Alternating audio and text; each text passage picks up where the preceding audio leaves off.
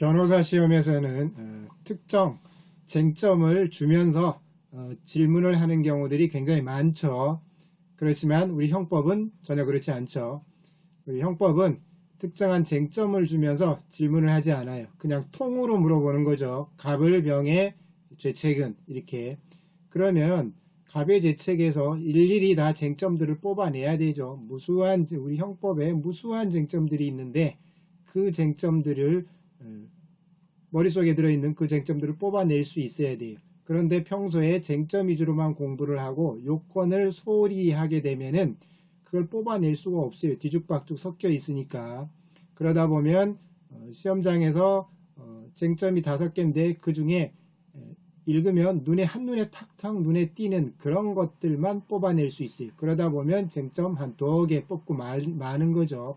그러고 집에 와서 보면 이것도 놓쳤네, 이것도 뻔히 아는 건데 이것도 또 놓쳤네, 이거 놓쳤네, 자꾸 그렇게 되는 거죠.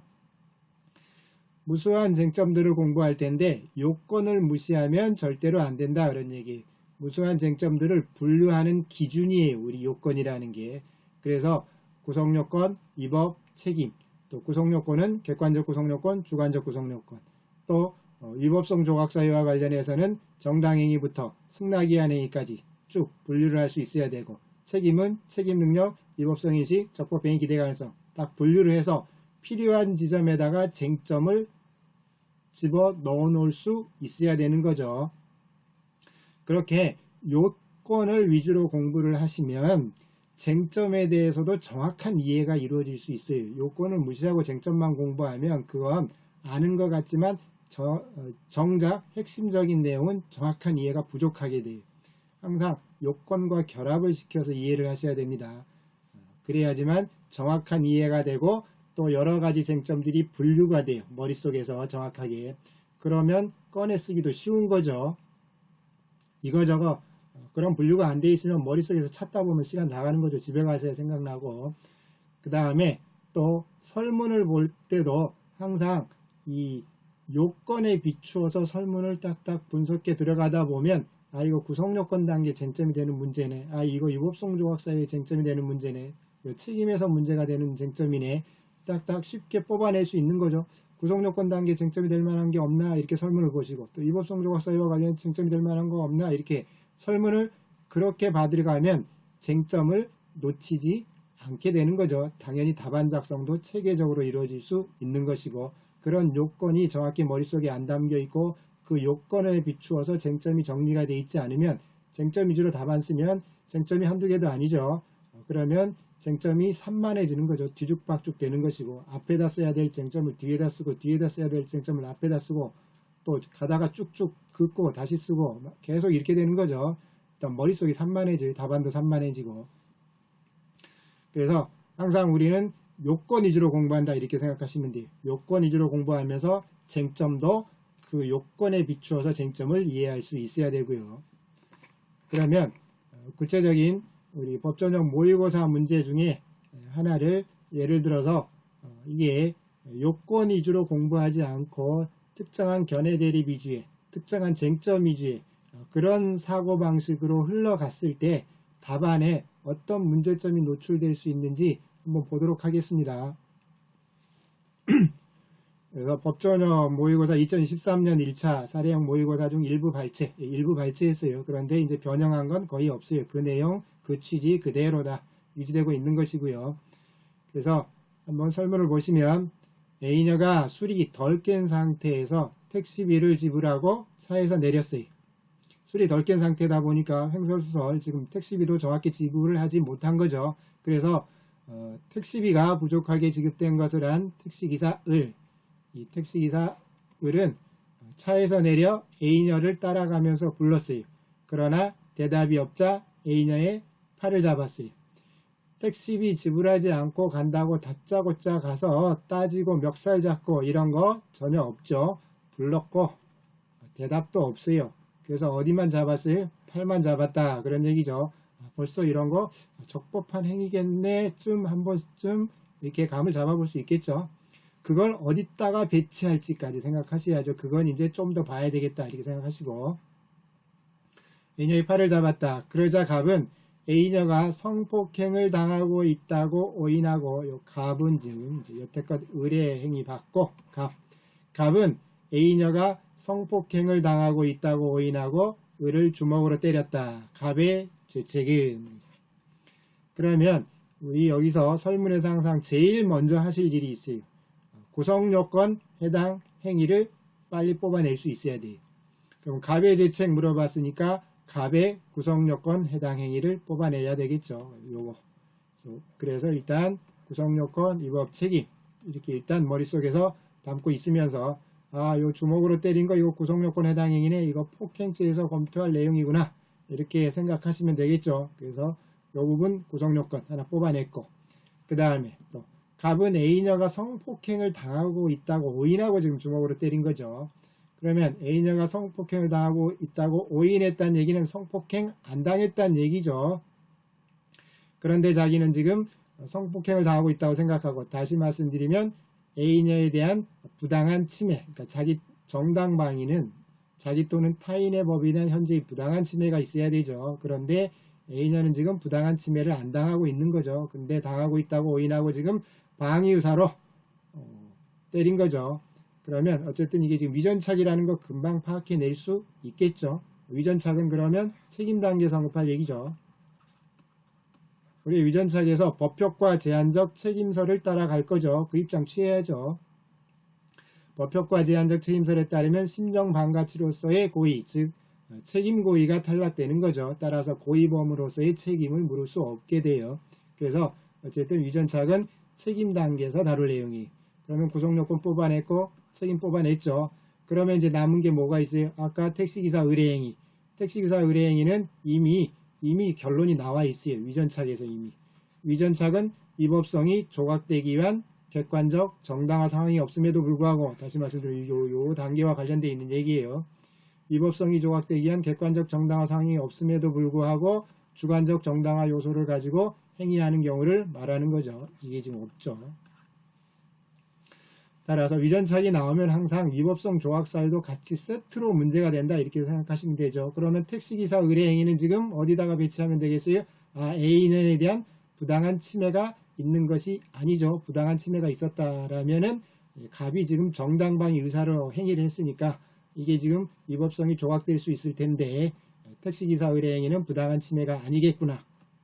이렇게 생각할 수 있겠죠. 객관적 요건이 탈락하겠구나. 어쨌든 결론적으로 위전착이 돼야 되니까 이렇게 생각할 수 있겠죠.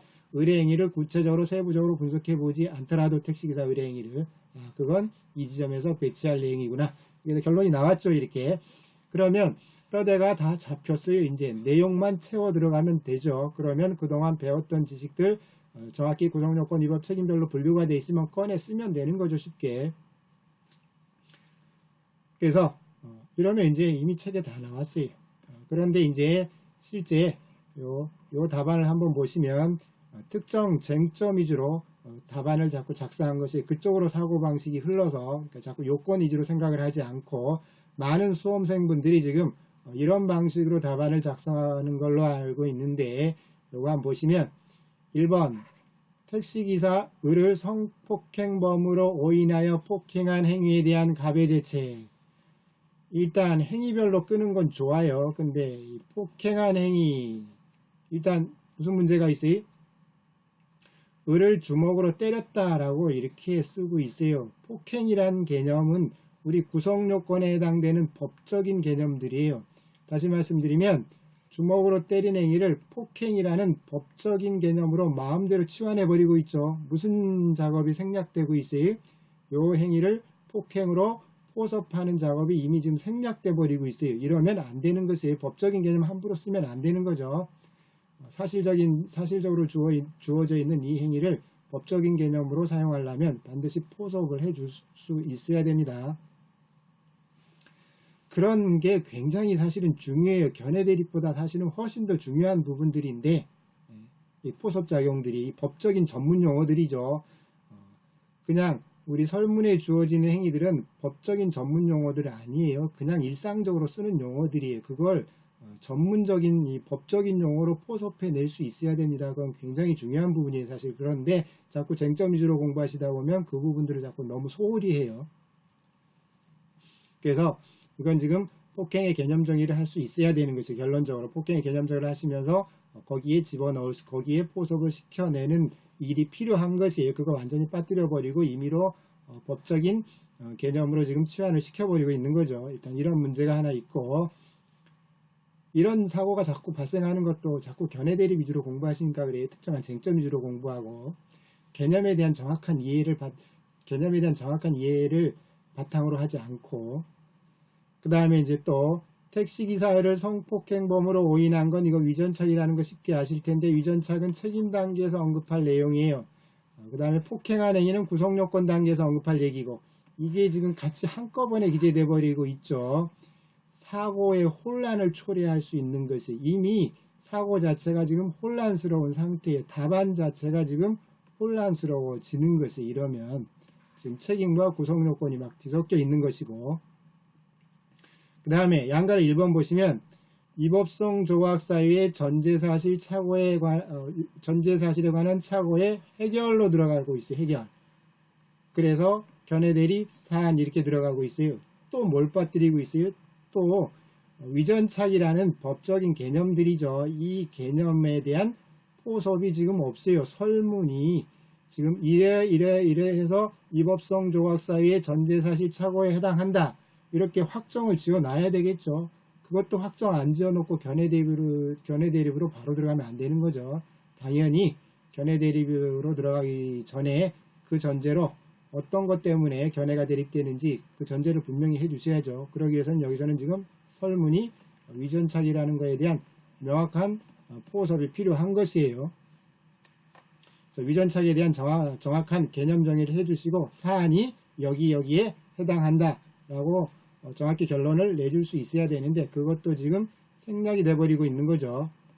폭행의 개념 정의도 빠져있고 위전착의 개념 정의도 빠져있고, 그 다음에 이제 사안 해결로 들어가면 사안 해결은 굉장히 잘 돼 있어요. 법효과 제한적 책임을 취할 거죠. 여기에 따라서 결론을 내주셔야죠. 그러면 판례에 따른 결론은 어떻게 되는지 이거 반드시 언급을 하셔야 됩니다. 어차피 실무 나가면 판례 학설 써먹을 일도 없죠. 그래서 학설에 따라서 이렇게 결론을 내려주면 그때는 반드시 판례 입장에 따르면 어떤 결론이 나올 수 있는지까지. 그러니까 판례를 공부하실 때도 어떻게 해요? 결론 위주로 외워놓으시면 소용이 없어요.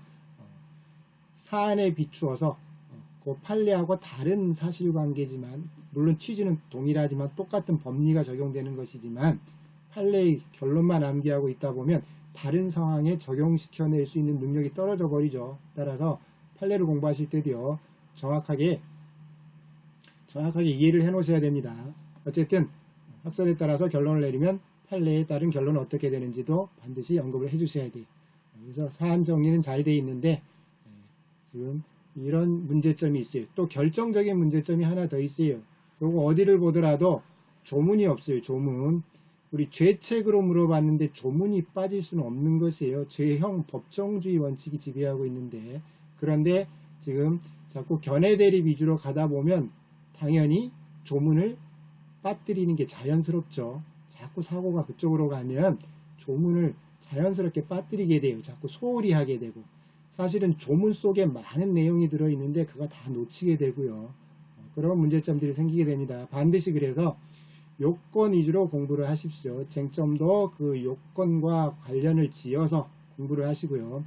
그러면 지금 요건 위주로 답안을 작성해 보면 어떻게 되는지 계속해서 다뤄보도록 하겠습니다.